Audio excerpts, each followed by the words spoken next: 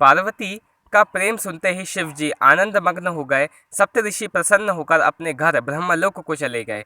तब सुजान शिव जी मन को स्थिर करके श्री राम जी का ध्यान करने लगे। उसी समय तारक नाम का असुर हुआ, जिसकी भुजाओं का बल, प्रताप और तेज बहुत ज्यादा था। उसने सब लोगों और लोकपालों को जीत लिया। सब देवता सुख और संपत्ति से रहित हो गए।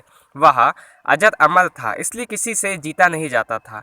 देवता उसके साथ बहुत तरह से युद्ध कर कर हार गए थे। तब उन्होंने ब्रह्मा जी के पास जाकर पुकार मचाई। ब्रह्मा जी ने सब देवताओं को दुखी देखा।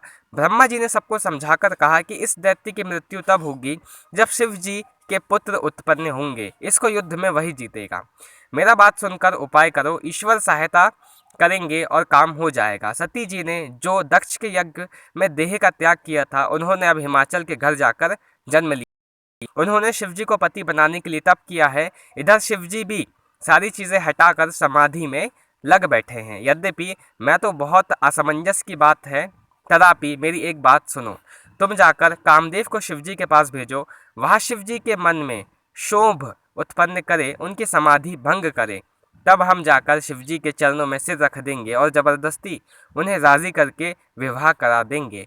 इस प्रकार से भले ही देवताओं का हित हो, और तो कोई उपाय नहीं है। सबने कहा यह सम्मति बहुत अच्छी है। फिर देवताओं ने बहुत प्रेम से स्तुति की। तब विश्वम 5 बाण धारण करने वाला और मछली का चिन्ह युक्त ध्वजा वाला कामदेव प्रकट हुआ। देवताओं ने जाकर कामदेव को अपनी सारी विपत्ति कह सुनाई। सुनकर कामदेव के मन में विचार किया और हंसकर देवताओं से यो कहा कि शिवजी के साथ विरोध करने में मेरी कुशल नहीं है। तथापि मैं तुम्हारा काम तो करूँगा, क्योंकि वेद दूसरे के उपकार को परम धर्म कहते हैं। जो दूसरों के हित के लिए अपना शरीर त्याग देता है, संत सदा उसका नाम करते हैं। यो कहे और सबको सिर नवाकर कामदेव अपने पुष्प से धनुष को हाथ में लेकर सहायकों के साथ चले। चलते समय कामदेव ने हृदय में ऐसा विचार किया कि शिवजी के साथ विरोध करने में मेरा मरण निश्चित है। तब उसने अपना प्रभाव फैलाया और समस्त संसार को अपने वश में कर लिया। जिस समय उस मछली के चिन्ह की ध्वजा वाले कामदेव ने कोप किया, उस समय क्षण भर में ही वेदों की सारी मर्यादा मिट गई। ब्रह्मचार्य, नियम, नाना प्रकार के संयम, धीरज, धर्म, ज्ञान, विज्ञान, सदाचार, जप, योग्य, वैराग्य आदि विवेक की सारी सेना डर कर भाग गई। विवेक अपने सहायकों सहित भाग गया। उसके योद्धा रणभूमि में पिट दिखाई दिए। उस समय वे सब सदग्रंथ रूपी पर्वत के कंदराव में जा छिपे, अर्थात ज्ञान, वैराग्य, संयम, नियम, सदाचार ग्रंथों में ही लिखे रह गए। उनको आचरण छूट गया।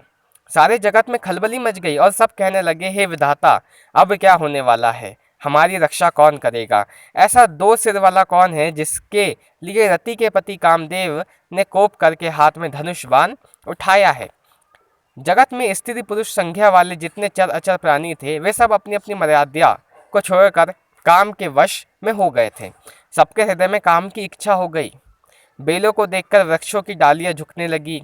नदियां उछल उछल कर समुद्र की ओर भाग रही थी। ताल तलैया भी आपस में संगम करने, मिलने जुलने लगी थी। वृक्ष, नदी आदि की यह दशा कही गई, तब चेतन जीवों की करनी ही कौन कह सकता है। आकाश, जल और पृथ्वी पर विचरने वाले सारे पशु पक्षी अपने संयोग का समय भुलाकर काम के वश में हो गए थे। सब लोग कामांधे होकर व्याकुल हो गए।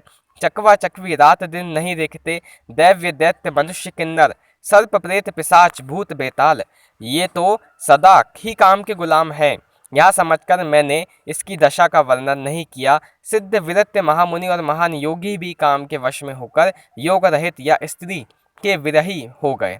जब योगेश्वर और तपस्वी भी काम के वश में हो गए, तब पामर मनुष्य की कौन कहे। जो समस्त चराचर जगत को ब्रह्मस्य देखते हैं, वे अब उसे स्त्रीमय देखने लगे। स्त्रियां सारे संसार को पुरुषमय देखने लगी और पुरुष उसे स्त्रीमय देखने लगे। 2 समय तक सारे ब्रह्मांड के अंदर कामदेव का रचा हुआ कौतुक तमाशा रहा। किसी ने भी हृदय में धैर्य धारण नहीं किया। कामदेव ने सबका मन हर लिया। श्री रघुनाथ ने जिनकी रक्षा की, केवल वे ही उस समय बच सके। 2 समय तक ऐसा तमाशा हुआ, जब तक कामदेव शिवजी के पास पहुंच गए। शिवजी को देखकर कामदेव डर गए। तब सारा संसार फिर जैसे का तैसा हो गया।